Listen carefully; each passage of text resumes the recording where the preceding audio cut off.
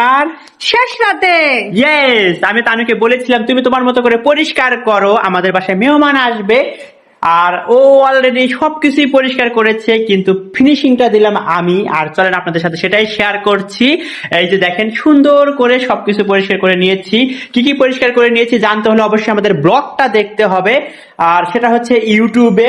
এখানে টেবিল ছিল, টেবিলটা কিভাবে ভ্যানিশ করে দিয়েছি সেটা আমাদের ব্লগে দেওয়া আছে, আপনারা চাইলে দেখে নিতে পারেন। এখানে ট্রলি ব্যাগ ছিল, সেগুলো সুন্দর করে ভ্যানিশ করে দিয়েছি।